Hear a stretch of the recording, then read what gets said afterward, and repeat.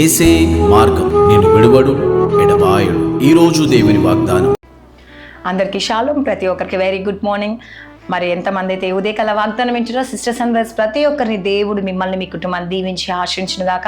మరి ఎంతమంది అయితే ఉదయకాల వాగ్దానం వింటున్నారో మీ జీవితంలో మీ కుటుంబంలో దేవుడు అనేక ఆశీర్వాదాలతో అనేక దీవెనలతో మరి ఆయన ఒక కృప, ఆయన క్షేమము, మరి ఆశీర్వాదాలు మిమ్మల్ని మీ కుటుంబాన్ని వెంబడించును గాక. మరి అవన్నీ మీ జీవితంలో ప్రాప్తించును గాక అని మనసారా కోరుకుంటా ఉన్నాను. మరి ప్రతి ఒక్కరు కదండి హ్యాపీగా ఉన్నారని కోరుకుంటున్నాను. ఎందుకంటే ప్రతిరోజు ఉదయకాల వాగ్దానం ద్వారా, వాక్యం ద్వారా దేవుడు మనల్ని ఎంతగానో బలపరుస్తూ స్థిరపరుస్తూ మన జీవితంలో మన కుటుంబంలో అనేక మేలులతో నింపుతున్నాడు కదండి, అనేక ఆశీర్వాదాలతో నింపుతున్నాడు. నిజంగా ఎంత ధన్యత కదా అండి. ప్రతిరోజు ఉదయకాల వాగ్దానం విని మనము ఏ పని నిమిత్తం అయితే బయలుదేరుతామో, దేని కొరకు ప్రార్థిస్తామో దేవుడు ఖచ్చితంగా సక్సెస్ చేస్తాడండి. నిజంగా దేవునికి అప్పగించుకున్నప్పుడు కావాలంటే మీరు అబ్జర్వ్ చేయండి, మీరు పరీక్షించుకోండి.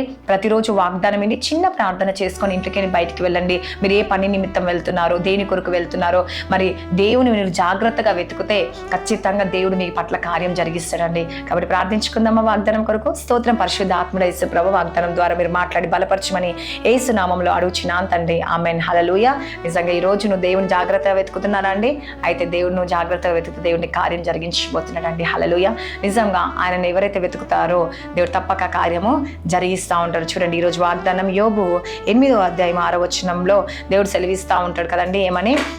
మనం జాగ్రత్తగా దేవుని వెతికినప్పుడు నీవు పవిత్రుడవై యథార్థవంతుడు అయిన నిశ్చయంగా ఆయన నీ యందు శ్రద్ధ నిలిపి నీ నీతికి తగినట్లు నివాస స్థలం వర్ధింప చేయను. హల్లెలూయా. చూడండి, నువ్వు దేవుని జాగ్రత్తగా వెతికితే, దేవుని మరి ఎప్పుడైతే ప్రార్థిస్తావో, దేవుని వెంబడిస్తావో అప్పుడంట నువ్వు పవిత్రుడవై కదండి, మరి యథార్థంగా ఉన్నప్పుడు, నువ్వు పవిత్రంగా యథార్థంగా ఉన్నప్పుడు నిశ్చయముగా ఆయన నీ అందు ఏం నిలుపుతాడంట అండి? శ్రద్ధ నిలుపుతాడంట. హల్లెలూయా. నిజంగా అండి, దేవుడు మన యందు శ్రద్ధ నిలిపినాక ఇంకా మనకి కష్టం ఏముంటుంది, బాధ ఏముంటుంది, ఇబ్బంది ఏముంటుంది? ఎంత కష్టం వచ్చినా సంతోషంగా మనం ఏం చేస్తామంటే జయించగలుగుతాం. ఎంత ఇబ్బంది వచ్చినా జయించగలుగుతాం. ఎందుకంటే ఆయన మన యందు ఏం నిలుపుతున్నాడు? శ్రద్ధ నిలుపుతున్నాడు. ఆయన నీ యందు శ్రద్ధ నిలిపినాక ఇంకా మనకి ఏముంటుందండి? ఏ బాధ ఉండదు కదండి. ఇంకేమంటున్నా? నీ నీతికి తగినట్లుగా నీ నివాస స్థలము వర్ధిలింప చేయను. ఈరోజు నువ్వు నీతిగా యథార్థంగా జీవిస్తే, మరి పరిశుద్ధంగా జీవిస్తే వర్ధిల్తావంట. నువ్వు ఎంతగా ప్రార్థన చేస్తావో అంతగా నువ్వు ప్రతిఫలం పొందుతావంట. హల్లెలూయా. కాబట్టి ఎంతమంది అయితే ఈరోజు ఈ వాక్యం వింటున్నావా? అయితే దేవునితో మాట్లాడుతుండండి. నువ్వు దేవుని జాగ్రత్తగా వెతుకు మొదటిగా. రెండవదిగా నువ్వు పవిత్రంగా పరిశుద్ధంగా ఉన్నప్పుడు దేవుడు ఎందు నువ్వు శ్రద్ధ నిలిపితే దేవుడు నీ ఎందు శ్రద్ధ నిలుపుతాడంట అండి. నిలపడమే కాక నీకు నీతికి తగ్గినట్లు, నీ ప్రార్థనకు తగ్గినట్లు దేవుడు నిన్ను వర్ధిలింప చేయడమే కాకుండా నివాస స్థలమును కదండి, నువ్వు ఉండే స్థలాన్ని ఆశీర్వదిస్తాడంట, నీ కుటుంబాన్ని ఆశీర్వదిస్తాడంట, నీ పిల్లల్ని ఆశీర్వదిస్తాడంట. దేవుడు నీ పట్ల అద్భుతాన్ని జరిగించబోతుండు, ఆశ్చర్యం జరిగించబోతుండండి. హల్లెలూయా. నీ జీవితంలో దేవుడు అనేక గొప్ప అద్భుతాలు జరిగించబోతుండు. ఈ వాక్యం వింటున్న నీ జీవితము ఉన్నత స్థితికి కదండి, ఒక ఆశీర్వాదకరంగా దేవుడు మార్చబోతుండండి. మరి ఈరోజు నీ స్థితి కొంచెమే ఉందేమో, నీ పరిస్థితి బాగాలేదేమో అండి, నీ మీద అందరు పగబట్టి ఉన్నారేమో, లేకపోతే నువ్వు ఇంకా మంచిగా అవ్వవు అని నీ మీద కొండములు చెప్తున్నారేమో, గురుగులు వేస్తున్నారేమో, కానీ దేవుడు ఏం చేయబోతుందండి? వరదలింప చేయబోతుందంట. హల్లెలూయా. నువ్వు నమ్ముతున్నావా? విశ్వసిస్తున్నావా? అయితే దేవుని పట్ల ఈరోజు కార్యం జరిగించబోతుండు. ఖచ్చితంగా నువ్వు నమ్ముతున్నావు కాబట్టి దేవుడు ఈరోజు నీతో మాట్లాడుతుండండి. ఈ వాక్యం వింటున్నావు కదా, నీ జీవితంలో ఇప్పటి నుంచే, ఈ వాక్యం వింటున్న నుంచే నీ జీవితంలో మార్పులు మొదలవుతున్నాయి. హల్లెలూయా. నువ్వు ఊహించిన దానికన్నా అత్యధికంగా ఉన్నత పొజిషన్లో దేవుని ఉంచబోతుండు. నువ్వు అనుకున్న గోల్ని రీచ్ అవ్వబోతున్నావు అండి. ఈరోజు నీ పరిస్థితులను దేవుడు మార్చబోతుండు. నువ్వు అనుకున్న గోల్ని రీచ్ అవుతాడు. ఇంతవరకు నీకు అన్ని నష్టాలే కలిగినాయేమో, ఇంతవరకు అన్ని నువ్వు పోగొట్టుకుంటూ ఉన్నావేమో, కానీ దేవుడు ఏమంటుండు? నీ స్థితి ఇప్పుడు కొద్దిగా ఉందేమో, నీ పరిస్థితులు బాగాలేవేమో, నువ్వు అప్పుల్లో ఉన్నావేమో, వేదనలో ఉన్నావేమో, శోధనలో ఉన్నావు, కానీ నువ్వు మహాభివృద్ధి చెందుతావు అంటండి. హల్లెలూయా.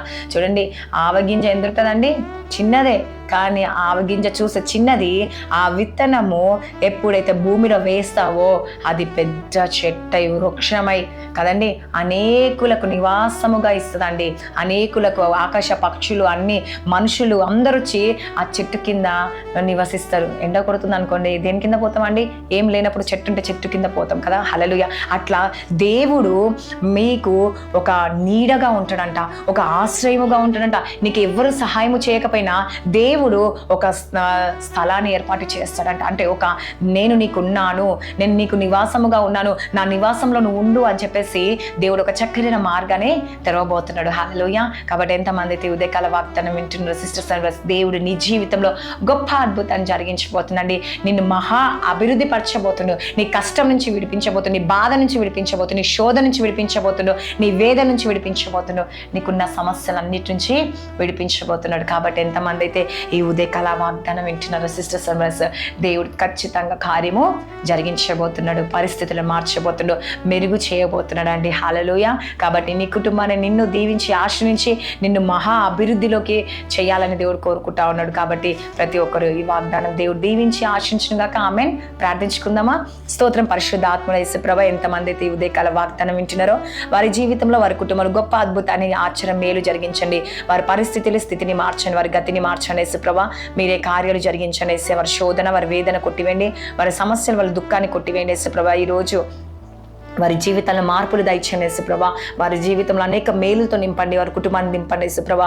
మరి నాయన నువ్వే సహాయము దయచేయండి, అభివృద్ధి పరచండి యేసయ్యా. వారికి ఒక మంచి చక్కనైన మార్గాన్ని చూపించండి యేసుప్రభా. నాయన నువ్వే సహాయం చేయండి, మీ చూపుని వారి మీద ఉంచండి యేసుప్రభా. ఈరోజు ఎంతమంది బర్త్డేస్ మ్యారేజ్ డే జరుపుకుంటారు, వారి జీవితంలో వారి కుటుంబంలో గొప్ప అద్భుతం గొప్ప ఆశ్చర్యం మేలు జరిగించండి, వారి పరిస్థితులను మార్చండి, వారి స్థితిని మార్చండి, వారి గతిని మార్చండి యేసయ్యా. ప్రతి ఆటంకాలు తొలగించండి, ప్రతి దురాత్మ శక్తులు తొలగించండి, ప్రతి మంత్ర శక్తులు తొలగించండి యేసుప్రభా. మీరే కార్యాలు జరిగించండి యేసయ్యా, మేలు చేయండి యేసుప్రభా.